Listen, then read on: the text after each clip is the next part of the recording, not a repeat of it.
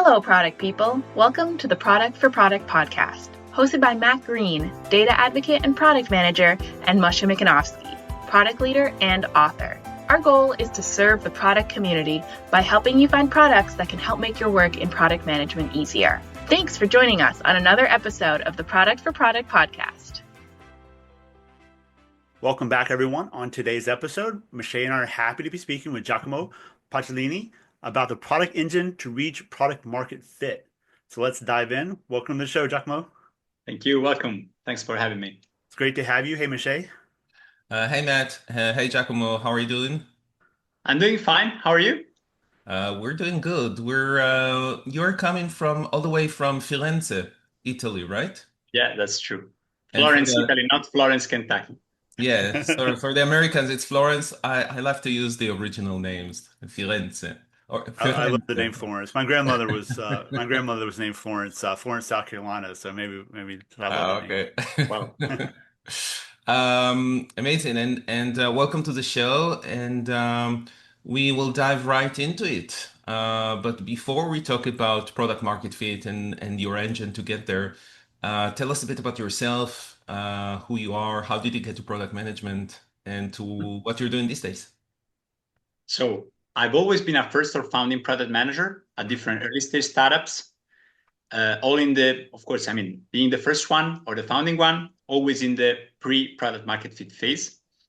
A couple of these startups now are Series B startups. Okay, Shippy Pro raised 20 million, Cabit raised 23 millions.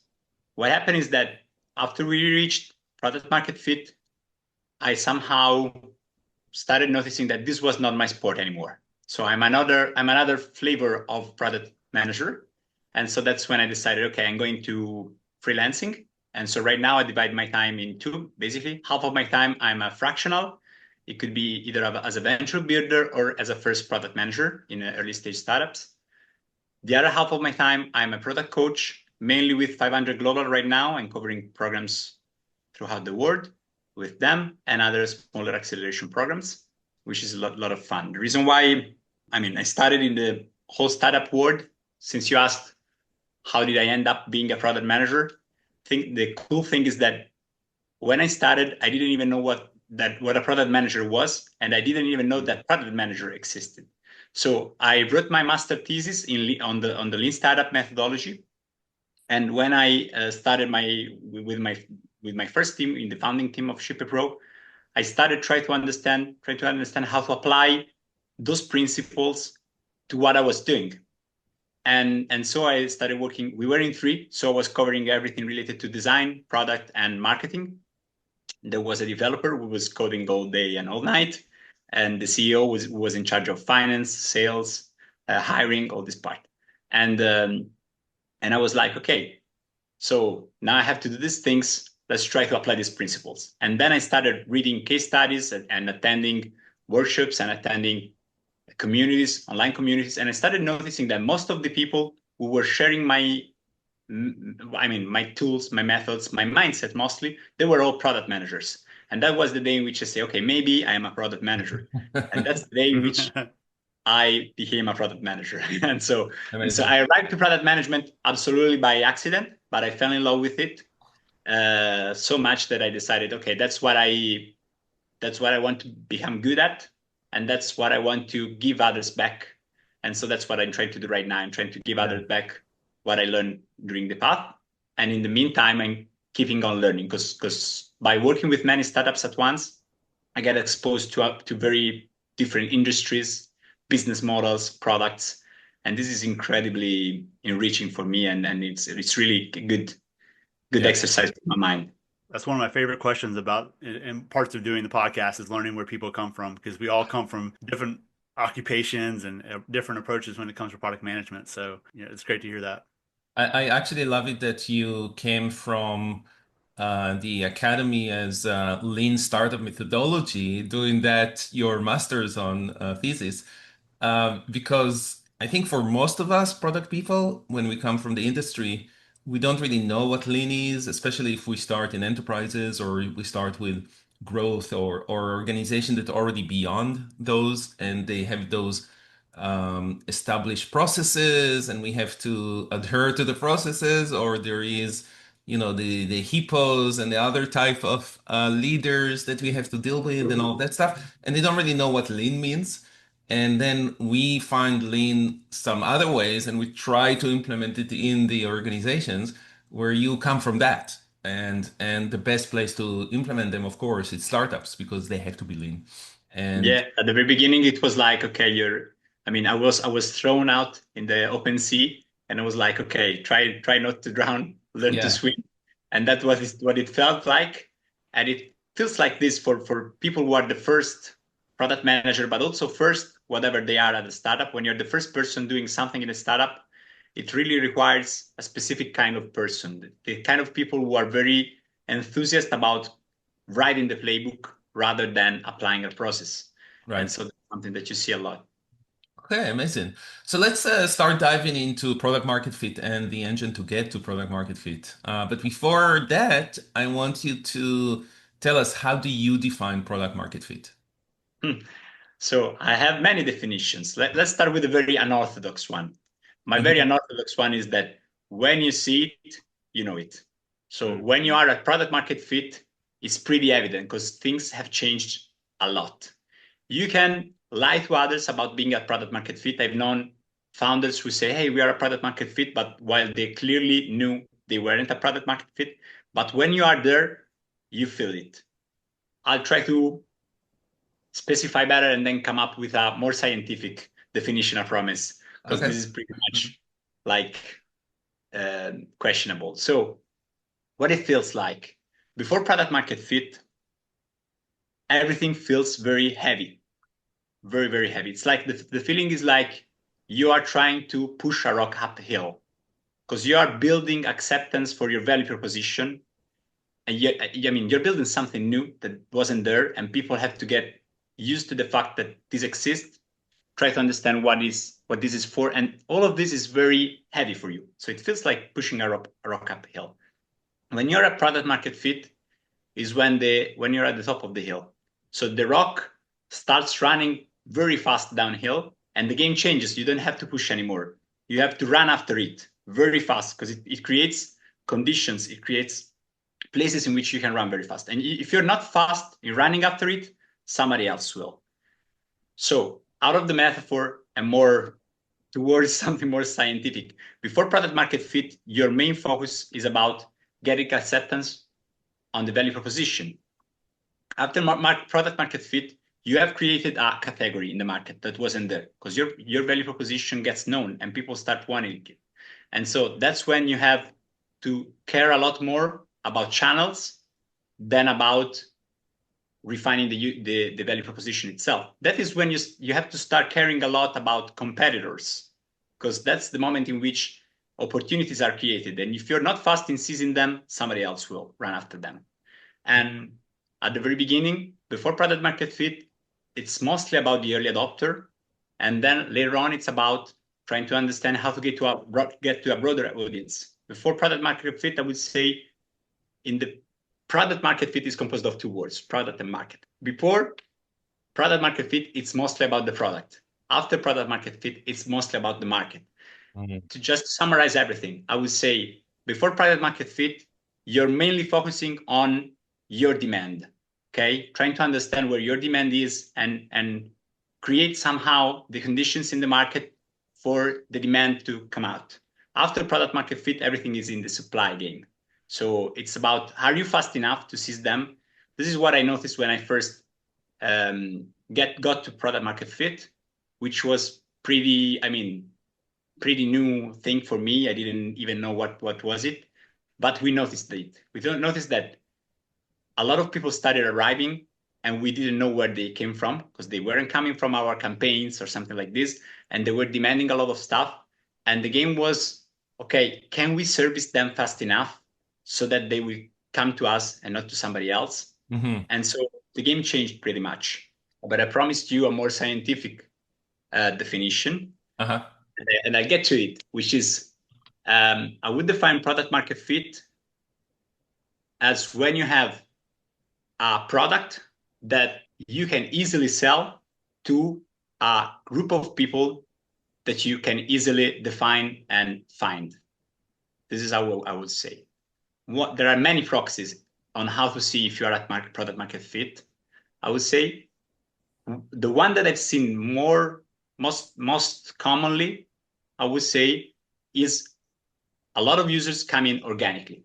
So you start being reached by them a lot more, and sometimes more than what you were able to reach them. So a lot of people are coming organically, inbound.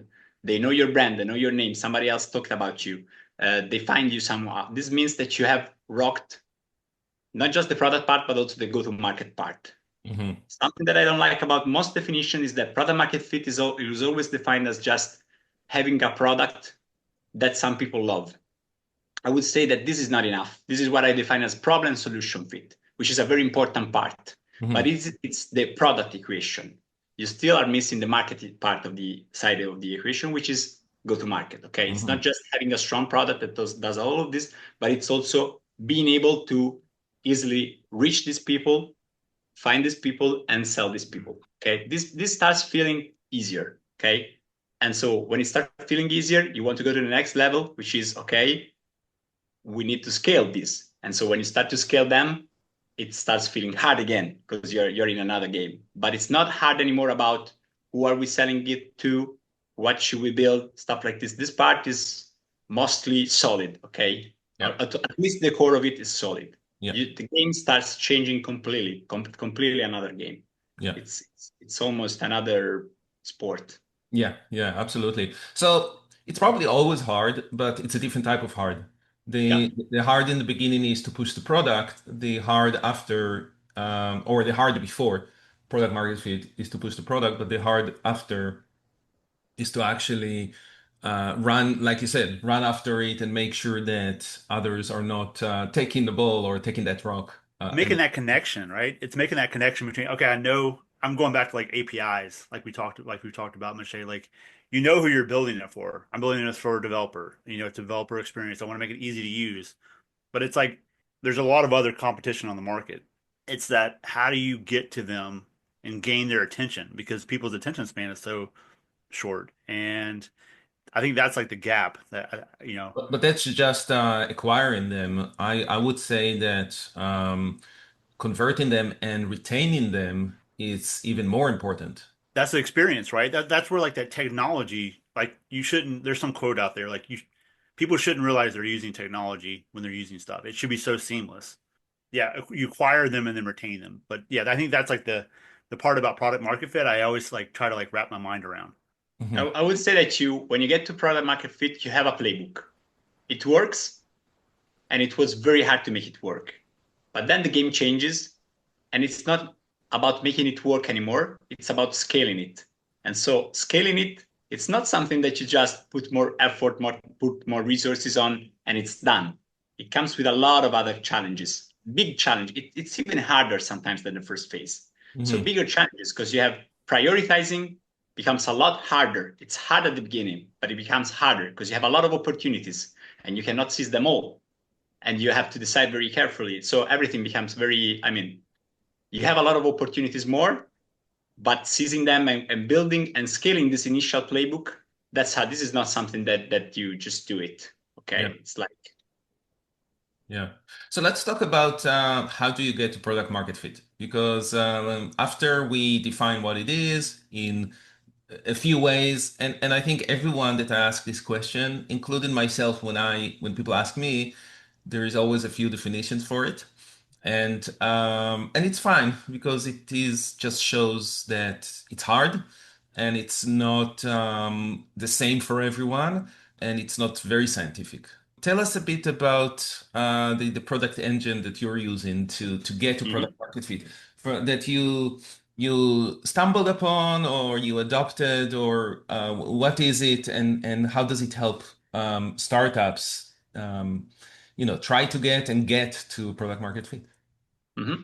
So what we mentioned so far is creating a playbook and being able to scale it. Let's use a metaphor, which is creating a strong engine, which is worth fueling for you.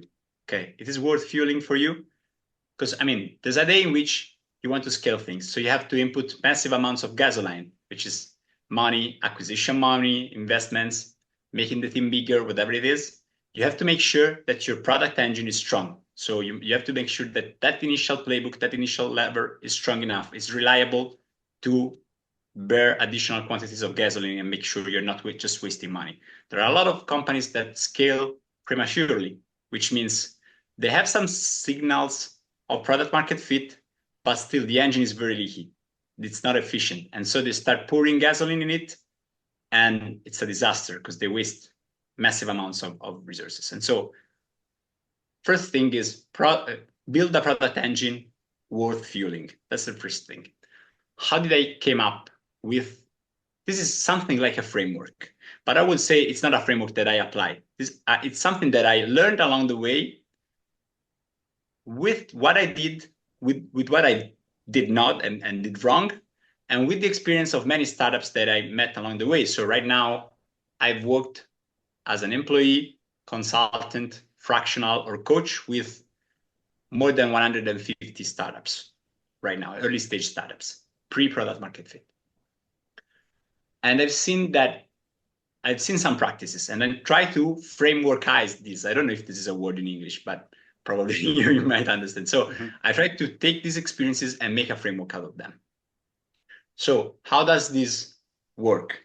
The first thing is, the starting point is, if you want to create a strong engine, a strong core, you want to get to the root of who. The first point of the equation in this framework is who you're building for, specifically, not generically, specifically.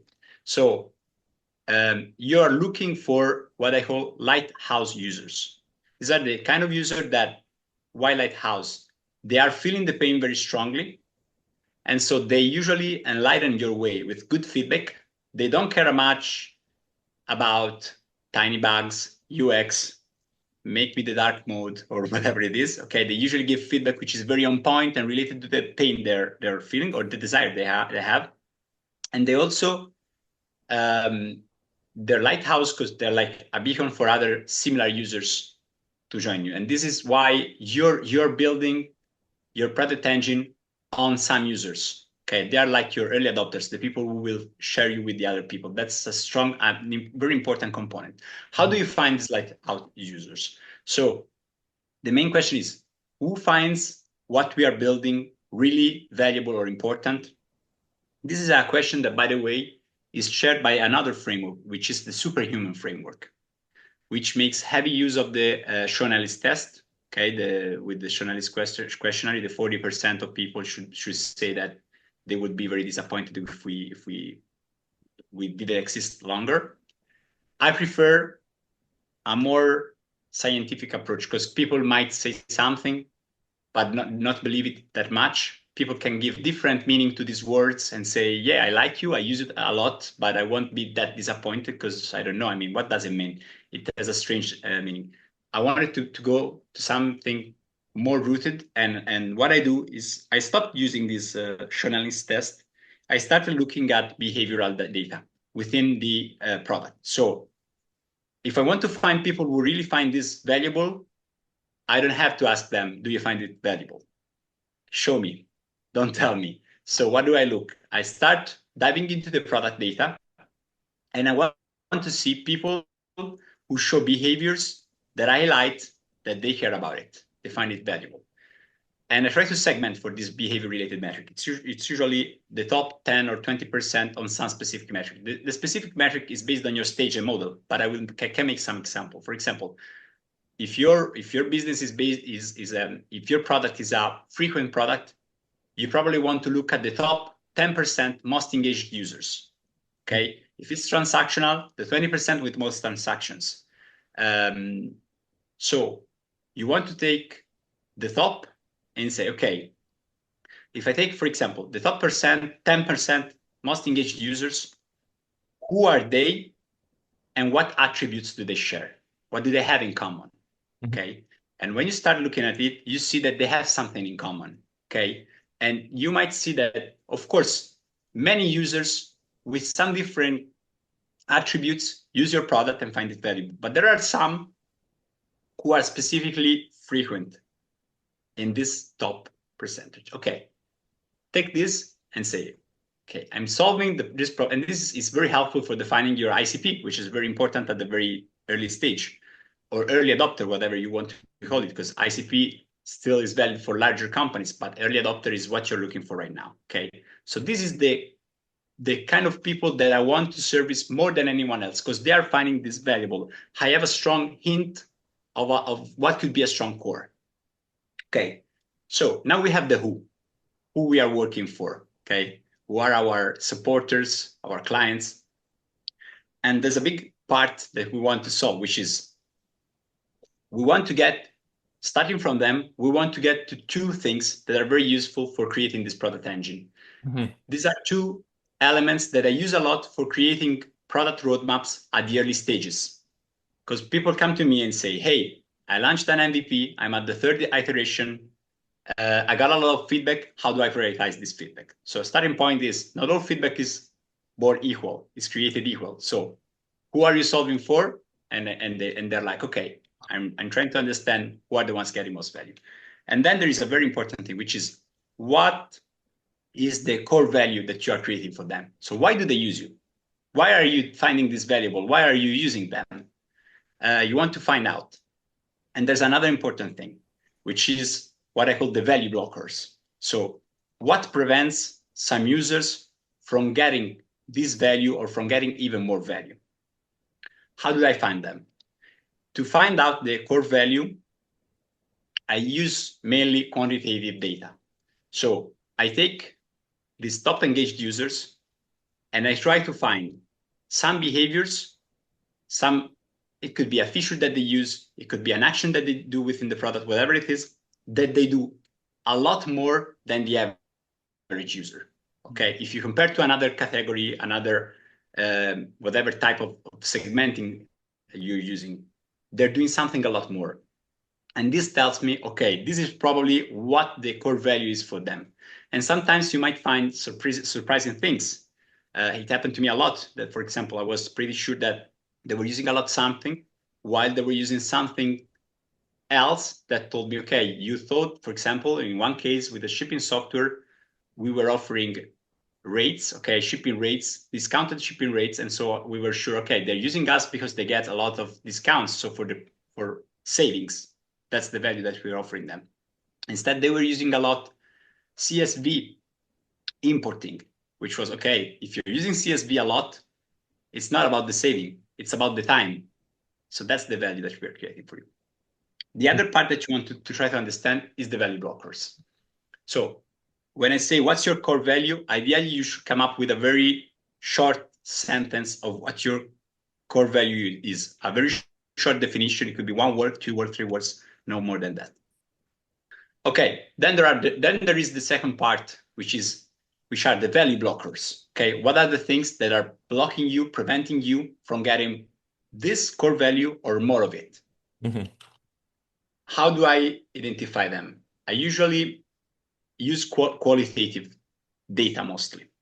So when I have a definition of who I'm solving for, I might have some of them who fall into the most engaged users and some of them who don't. I want to understand what is the difference. So what is blocking, what is preventing, if I have two people who are very similar to each other, why is person A using it a lot and person B not? I want to understand it. I want to get to the root of it and understand what are the scenarios and contexts in which you are a very good candidate to get to the core value, but you're not getting it. So there's something along the way. I want to understand it and solve it. And another thing that I do a lot, I mix quantitative data about what are the actions that they are performing more with qualitative. I ask them usually just 2 questions. First question is, I ask them sometimes directly, what is the thing, what changed in your life since you started using us? So what is the main value that you would say you're getting from our product? And the second question is, to identify value blockers, is what is something that you're still doing in the previous way, with the previous setup? It could be another software that you were using or just with Excel or with manually, whatever it is. And this gives me the idea of where my solution, which are the contexts and situations in which my solution is not good enough yet. Yeah.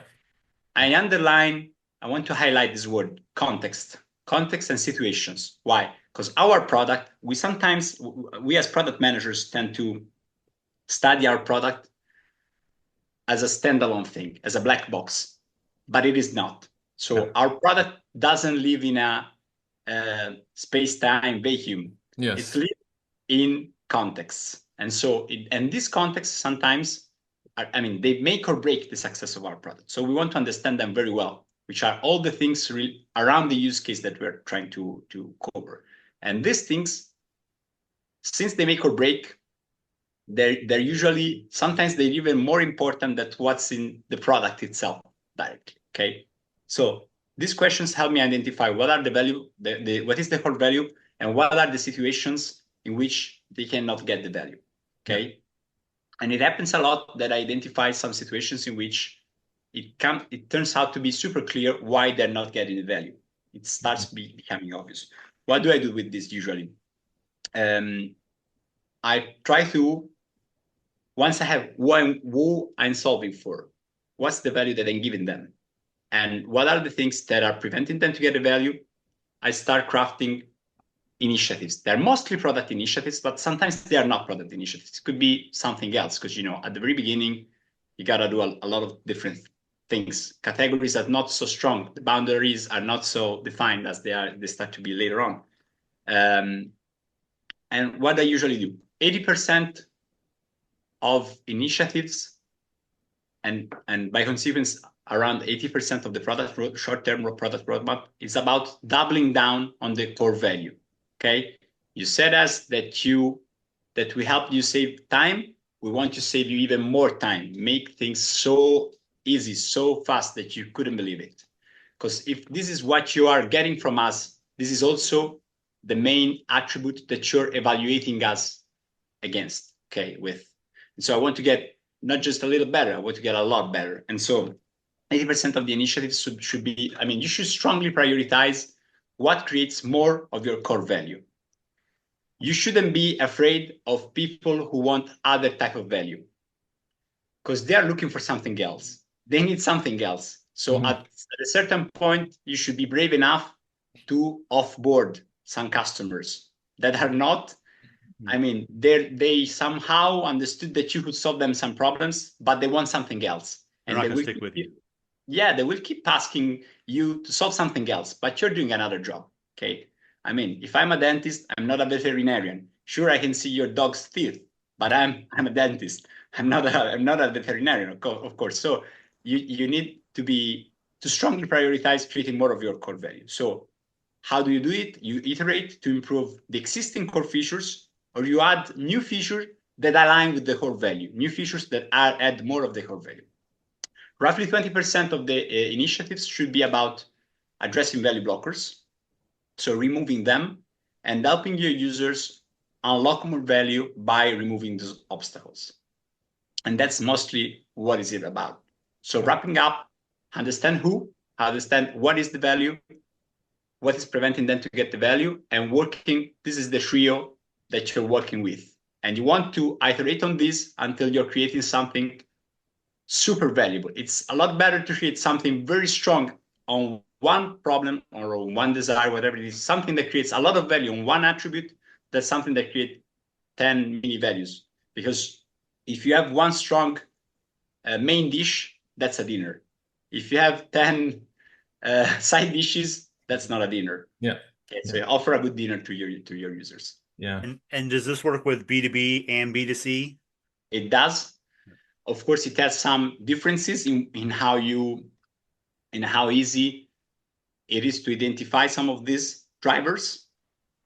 Because of course, if you go to enterprise, you might find different things. And there are also some products for which the usage is very limited, or for which you have a small handful of users. Because if you're a very large enterprise product, which is used by, I don't know, just the chief security officer of very large companies, you will probably have a handful. So it could be sometimes harder to spot them. But this framework or these realizations that are frameworkized were born in a B2B environment. Mm-hmm. And then I applied also to enterprise and also to B2C. And I've seen that as general principles, they work. Of course, as all the frameworks don't just work. You have to make them work. Mm-hmm. Okay. Mm-hmm. If it was that easy, we would all be unemployed. It's not that easy. But in terms of general categories and a way to work in a structured approach, I can say that this is a strong approach. Yeah. And thank you for mentioning Superhuman over there, because some people might be familiar with that. If not, search it out, the Superhuman and how they used the Sean Ellis test with the questions. So I really like in your method that it's more specific on data and behavioral data rather than interviews, because data is way it should be, if we collect it the right way. It is definitely much more effective. It's harder to collect sometimes, but it's much more effective than asking people. Another thing that in the superhuman method, they actually divided it 50-50. So they chose 50% for the core value of the people that love their product and or very disappointed if they cannot use it anymore. And then 50% for those that are one level below, that still have the core value but will not be somewhat disappointed. How did you get to 80-20%? So I would say that it's, first of all, a way to make sure that people strongly prioritize something over something else. Okay. Mm-hmm. And when you have to prioritize, what I've seen is that doubling down on the core value is a lot more important than removing blockers. Why? Because it's a lot more important to make your existing lukewarm user very warm rather than you're trying to make your cold user lukewarm. And so because you're building upon them, basically, okay? You're building upon them. So finding a very strong use cases is a lot more important than solving for connected use cases. So that's the starting point. I would say that's a strong preference. Mm-hmm. I have to say, for honesty, that these percentages sometimes help each other. Why? Because sometimes you find some value blockers that, by the way, also make the value itself stronger. So you see some things that you say, okay, this it doesn't just solve a blocker, it also makes the core stronger for existing users, even for the ones that are not feeling this blocker, but this could make things smoother for them too. But I would say that most of them, 80-20, it's a strong percentage. It's about, hey, core value is a lot more important than servicing users, because there are some users that are sitting on the fence and waiting for you, but you're not certain that once you solve for them, they will jump in. Mm-hmm. So start with the one who jumped in already. Okay, they're still getting value. Give them more value. Okay, so you have loyal customers. You have people that like what you're doing. They jumped in when it wasn't obvious to jump in. Give them more. You have people sitting on the fence. Of course, take care of them, but they come after the ones that already jumped in. Interesting. No, that's very interesting perspective, and I love that. Do you have any example to share with us? Maybe, I don't know, if a product that some of our audience might know, or some other product that they can look at that apply this and were very successful, get into the product market fit? Sure. So I can refer to a product that maybe they don't use, but there are similar products in the US too. So I can just tell you about the general product family, and you might have similar examples. So the product is the first product that I somehow inadvertently used it on, and with a lot of trial and error, and that helped me frameworkize it a couple of years later, was a shipping software. So how did it start? It was a shipping software that we thought for the initial niche customer we were servicing were small shops servicing tourists. I'm from Florence. You have a T-shirt witnessing that tourists like t-shirts, they like a lot of things, and some of them, they don't have space in the luggage, they don't have room in their luggage for all the things they want to buy. And so they ask for these small souvenir shops to ship them to their home. And so we were like, okay, we are helping them. We're helping small shops servicing tourists, but also small shops around the cities that want to offer their customers a shipping service, but they don't know where to start. And so we basically gave them a very simple software to book their shipments. They booked the shipment through our software. They paid for it with our rates, and the carrier would come and pick up the things and just ship it. Okay. And the main reason, so this was our small shops, okay, physical shops, mainly the small shops servicing tourists. What was the core value that we thought we were offering them? We thought we were offering them accessibility, first of all, so helping them making something that they couldn't know how to do without us, and also prices, because if you are shipping, I don't know, 3 parcels per week, you're getting very high prices for a carrier if you make a contract with them directly. Right. By putting all those people into our contract, we were able to give them lower prices even when we applied our markup. Okay. Right.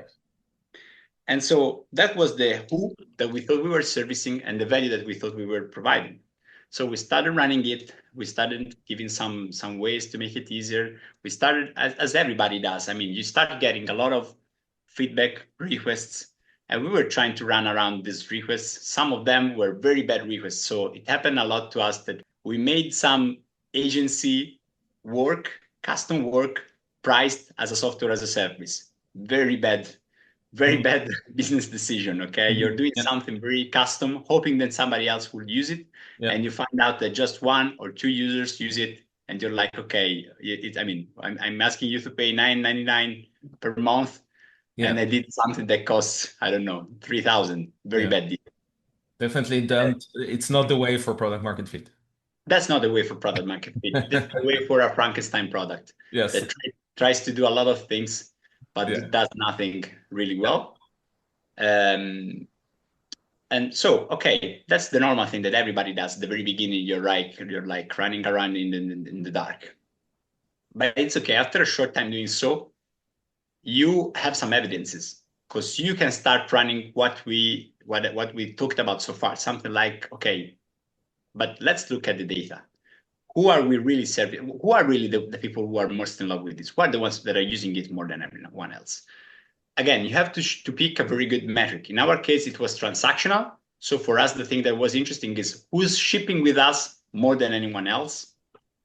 And we started watching at it, and we surprisingly find out that the people who were more interested in what we were building were not small physical shops. It was small e-commerce owners.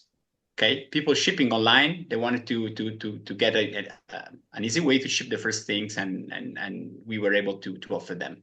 Usually small to small medium e-commerce, but really starting e-commerce. Most of them were just the owner, solopreneurs at the very beginning. Okay. And so we were like, okay, our actual target, the people who find us valuable, very valuable, are not the ones that we thought we were servicing so far. And what are they using more than anyone else? We noticed that they were using a lot the CSV import, the one that I mentioned before. So we had a very stupid thing. So some of them used some shipping list done in Excel. And so we were like, okay, if you import your Excel file into our software, you can integrate in a very basic way your shipping list with our software, and it's faster to create shipments and shipping labels with our software. And we saw that e-commerce owners were using it a lot because they were downloading their orders from Amazon and importing in our software without having to copy paste whatever. It could be Amazon, eBay, whatever they were using. Okay. And so we were like, okay, what does this tell us? This tells us that this is not about accessibility. This is about time. The main thing why they're using us is that they want to be faster. They want to get faster. And with the interviews, by asking them, we confirmed this assumption that they the main value that they were getting out of us was this. And when trying to understand, okay, what is something, I mean, okay, you're using us for some shipments. Are there some shipments in which you're still using something else, like they copy paste on the carrier website? And the reply for most of them was yes. Mm-hmm. Using it because, for example, a very typical case in Italy is that they were using us for some regions because we got good prices, but for other regions, they directly had carrier contracts. For the regions in which they had more shipments, they already had carrier contracts in which they were better than us in terms of prices. And they were like, I would love to use you, but my contract is better than yours. So how do we do it? That's the context you were talking about before. That's the context. That's completely out of my, I mean, I could have done everything a lot, but I mean, it was pretty clear that we were not competing in the prices with their existing contracts because they were better, so we couldn't operate at loss. We were very small, bootstrap, by the way, and this helped us a lot because if we weren't bootstrap, we just would have burnt money. Being bootstrap helped us a lot. We were like, okay, we cannot operate at loss, but they're not choosing us for price. Some of them are avoiding us because we are giving them too high prices. But the reason why they're choosing us is not price. It's speed. It's a lot faster to ship orders with us rather than copy pasting. Okay, let's re-elaborate on this. And so once we had our who, what, and value blockers in place, it was a lot easier to come up with something. What? So they like us because we are fast. How do we make it even faster? And so we started integrating the e-commerce platforms directly. They didn't have to export DCS. We were re-import it. Every time you have an order received, somebody buys something for you, you find it in the software itself because it's integrated. When you create the shipment with it, it's marked as shipped on the platform. And so all the transactional emails and tracking emails, we pass via API the tracking number. And so everything is done. You don't have to copy paste anymore, nothing. So that's a temper in terms of value. And then we get to the value blockers, which was, okay, they cannot, I mean, for some places and for some reasons, their carrier is better than us. Okay, let's change this. We cannot compete on prices. We cannot operate at loss. Let's just let them use their contracts. And so we started integrating with carriers and passing them instead of always our contract number, when they had better prices than us, we were passing their contract number via API to the carrier that we were integrated with. And so they were able to use our rates when it was better and their rates when it was better. Okay. And it was so strong as a thing. And it was so evident for us after a short time that we were not about shipping rates as we thought we were. We were not competing with about shipping rates. It was about all this thing about all this. It was pretty evident that we had to pivot. So we stopped selling shipments through our contract, and we were like, just, okay, you're using your own contracts for everything. And we are just a connector. Interesting. Okay? Interesting. Yeah. So what's a pivot about? What is a pivot? This was a pivot. A pivot is not we screwed up. We screwed up is we screwed up. It's okay, guys. It's always happened to screw up. We all did it. But if you screw up, you have to say we screwed up. A pivot is something else. A pivot is when you found something very strong, something very valuable, something to pivot around your whole strategy, your whole product. But you notice that you were aiming in another direction so far. And you say, okay, I found a hidden gem. This gem is so precious that I'm changing and revolving everything else around this because this works. And this was what we did. So we basically pivoted from a transactional based model to a software as a service model in which we were not gaining out of a markup. We were gaining out of how many shipments they were using with our platform because every shipment managed through our platform meant saving time for them. Okay. And eventually this helped us also expand to people who, as I said, at the beginning it was about the early adopter. That was the early adopter. Later on, we were better and better even for larger e-commerces. And we were able to identify the specific point in which you needed to start using something like what we were offering. Okay, there was a specific point. And it was the point in which you started selling on more platforms, more than one platform, or using more than one carrier. And this was, for example, visible on the websites because they were featuring how many the logos of the carriers they were shipping it, or many other things. So this helped us a lot, not just with the product, but also, as I said, with the go-to-market and distribution, because this gave us very clear indication of who we are selling to, for which reason, and this made very easy. Yeah. Okay. Then we later on expanded with APIs, as I told, and the product started to be mature, but this is another story. Yeah, amazing. We talked in the last episode about APIs and with Deepa, and we touched a bit over there about this point of getting to product market fit, and with API products, which to me seems a bit more complex because the success of the APIs is not just by your users that are developing this, but their users that are actually getting value from that. And I hope, Matt, this question is on point for you, being now a product manager in APIs. I don't know if you had specific experience with that, Giacomo, or not, but how would you apply the same methodology to an API product? And I'm kind of like workshopping it now for Matt to see if that, how it lands in there. I like it. That's good. One of the perks of running a podcast for me. Yes, a free advice from the expert. Yeah, that's it. So I would say that in your who, there are some developers trying to do something. And what you're trying to map, even if, they're getting some value. And the value is what they're trying to get to their users. And you want to help them make the users happy, okay? And you want to map out what are the use cases, the final user use cases for which the developers are looking for you. And you need to help them for doing so.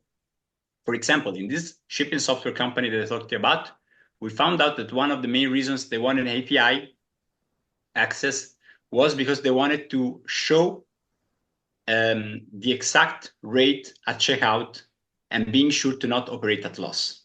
And to know that this, they needed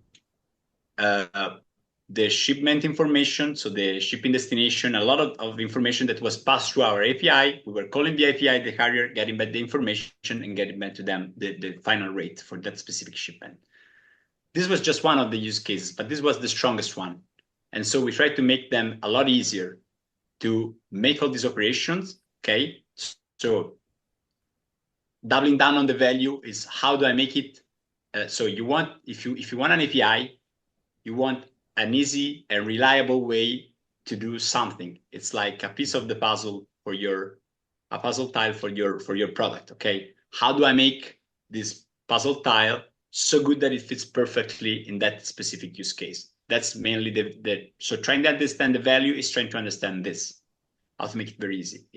And this could look in a lot of different ways, how the API is built, how the documentation is built, but also sometimes wrapping up and creating some mini products that are very easy to integrate even without the API access. For example, for these checkout shipping rates things, we started creating some plugins and add-ons and Shopify apps, depending on the various e-commerce providers, so that it was a lot easier for them. They didn't have to make the integration at all. They could if they want, but they didn't have to. They just added it. And so it was done. Added it, copy-paste the API key, done. Yeah. So you're creating widgets or pages or products that they can embed into their product that are using your API. So you're not just providing the APIs, you're providing some user interface for them that they can just plug and play with. Yeah, if you find some very common use cases, this could be a lot easier for them. But again, it's about understanding the core value, what they're trying to get. Usually with developers using APIs, that they're trying to get some functions out with less effort and in the smallest time, even if it means that they are paying something because they're paying the API access and usage, of course, but this is a lot faster than being developed. And so, yeah, probably it's about helping them release something that they want to release faster. How do we make it? you need to be very much aware of what they want to do with your API. So what they want to do with your API is really, it's like what they want to do with your product. It's about it's about the jobs to be done at the end of the day. It's, when you're talking about the core value, that's the jobs they're trying to get done. Yeah, the time to value. So I keep thinking about time to value for the developer, because the developer may not even use your product. They may not even care about your product. They may have just been asked to do a jobs to be done. It's like, hey, I need you to get our API to hook up with this other API so that the ultimate user of your application is the one that reaps the reward. They obviously get more time to value within the application, but so you're almost solving it for two ideal customers. The one customer is the developer, and then the other customer is the actual user of your application. Yeah, absolutely. That's really cool. Yeah, this is very interesting. Hopefully this is helpful, Matt. And what I wanted to ask you, maybe my last question, how do you suggest product managers to start implementing the engine? Because it's one thing about learning about it, it's another thing about, starting doing it.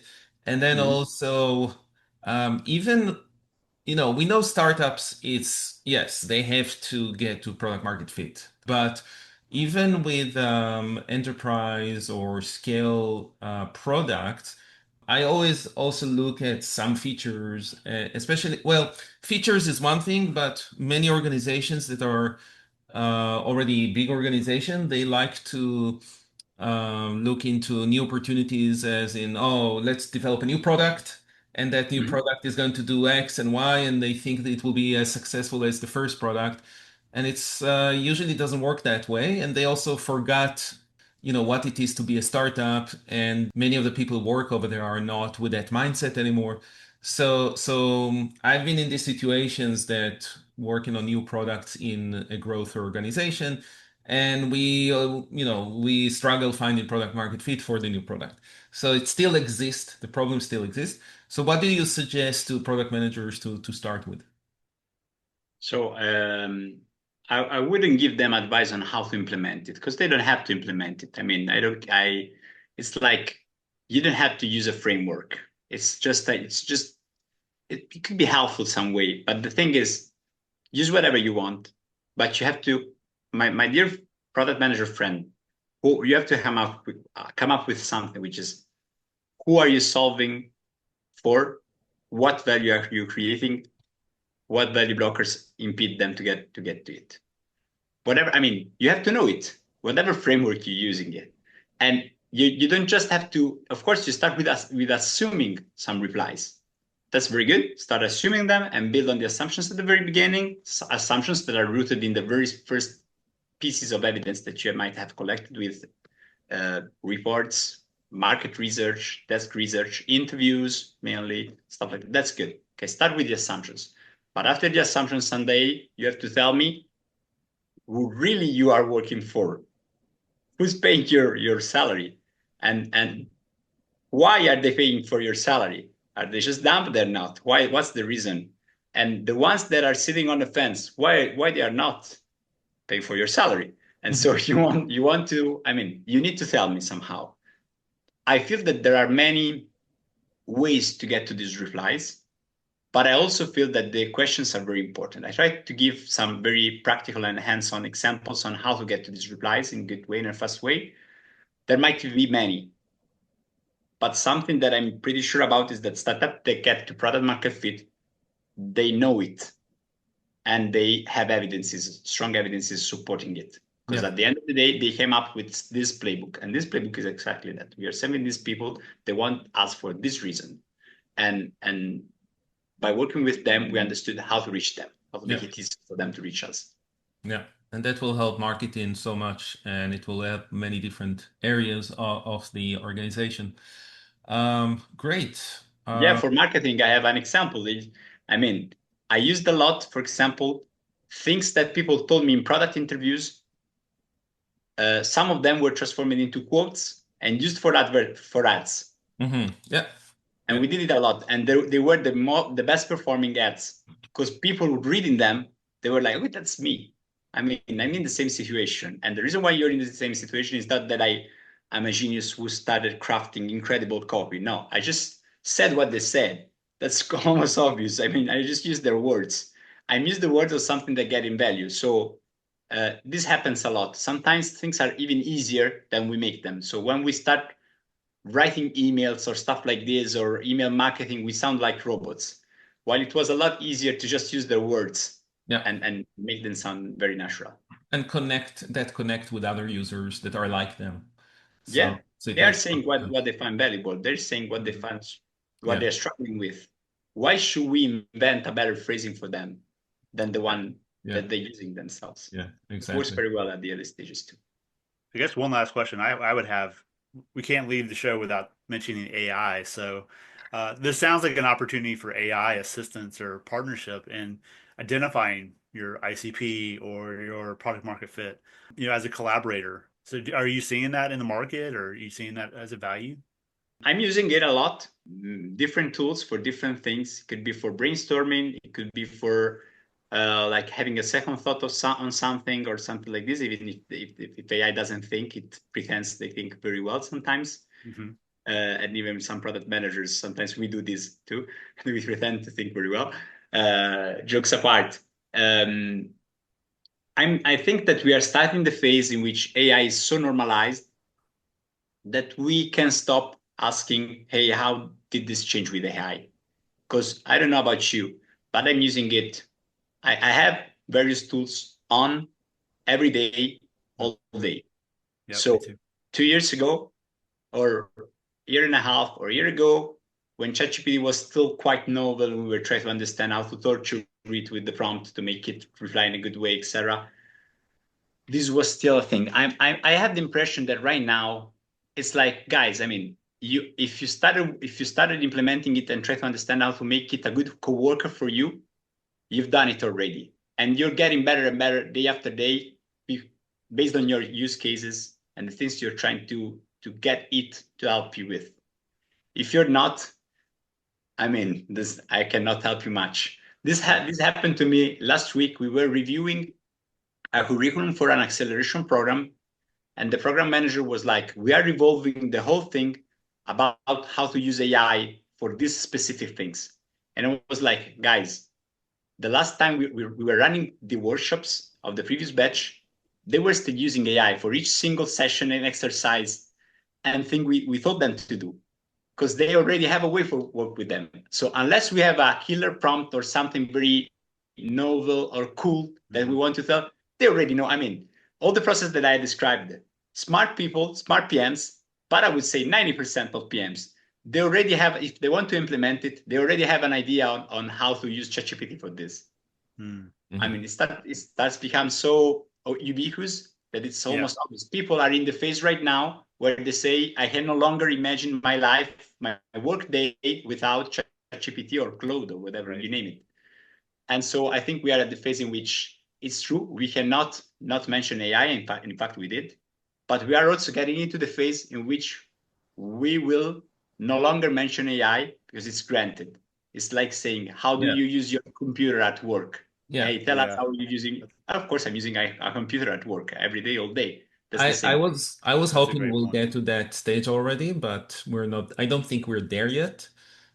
Just going around in different conferences. Last week I was at a web summit in Vancouver. The discussion is still the same like 2 years ago, that everyone is like, I'm selling an AI-based product that does this, and I'm selling an AI-based product that does that. And I'm like, I don't really care. I want you to solve a problem for me. Does it really matter if you're doing it with AI or not? Tell me what it does. Well, they do it because of the investors, because investors want to invest in AI. That's the main thing. And that's why the discussion is still the same about AI. But I'm completely with you that I want the AI to be transparent, meaning I want to be another interface that I don't even care that I'm using AI as long as it creates the value that I need as a user. Mm-hmm. It's already like this. I mean, it's incredible for not for everybody, but it's becoming like this. I mean, the world is shifting this direction. Of course, people are saying an AI based because of many reasons, and because there are some parts of the market for which it's still something new, and it's okay. We're okay with it. Of course, we are not the average user. We are product managers. Yeah. And it's obvious that we are not like the average. We are early adopters for this. Yeah. But for us, the direction is very obvious. It happened with a lot of technologies before. So let's mention the most obvious one, personal computer. Yeah. Right now, nobody says, how does this change it with personal computers? Because we give for granted. It's Or like, mobile. yeah, Or don't even Yeah. notice it. So we are starting a phase in which gradually, but faster and faster, the market will, for everybody, will be so obvious to use these tools that they don't even notice about. Sometimes Exactly. I feel, since we are part of we are not the average user, we are part of early adopters things. Sometimes when I have younger brothers, and I feel like, yeah, I'm very hooked because I use all those things before you. And yesterday I was talking with them, and they were like, bro, I mean, we are using Notebook LM for university and whatever. And I'm like, okay, so I'm dumber than I thought. I thought I was cool, but I'm not. You're cooler than I am. Yes, I definitely think my kids are cooler than me already. Because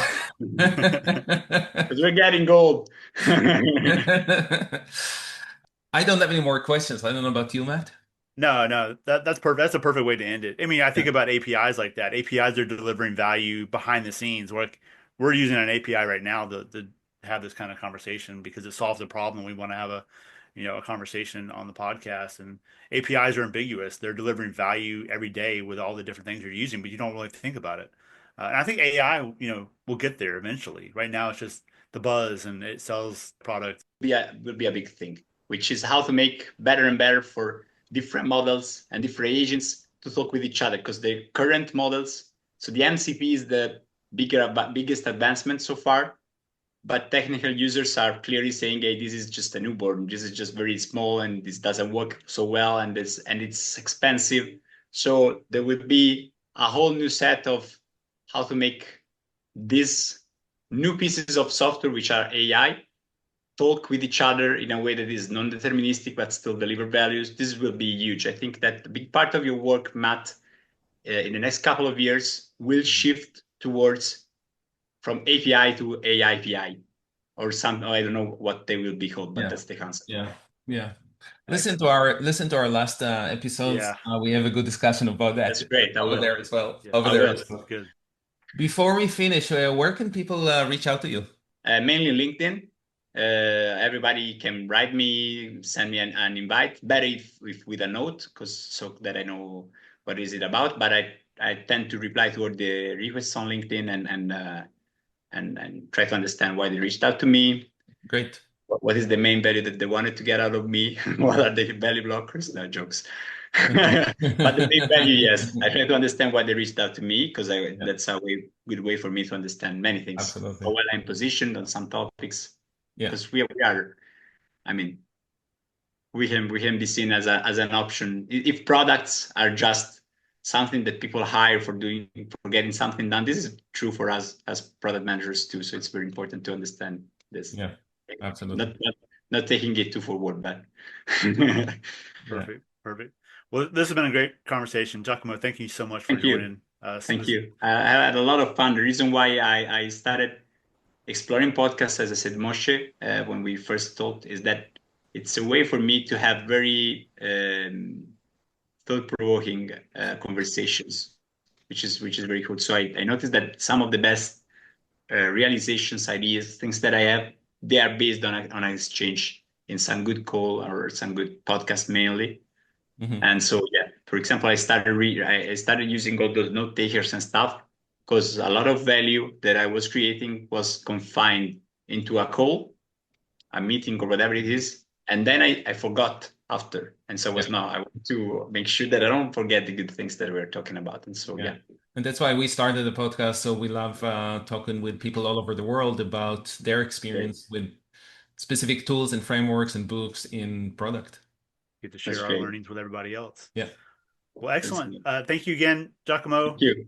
Thank you, Moshe. Thank you to all the listeners, and we'll talk to everybody next time. Thank you very much, Bye-bye. everyone. Bye-bye. Thank you to all the listeners. We really appreciate the feedback and support. Please leave us a review to help others find the show on Apple or Spotify or anywhere else you're listening to the show.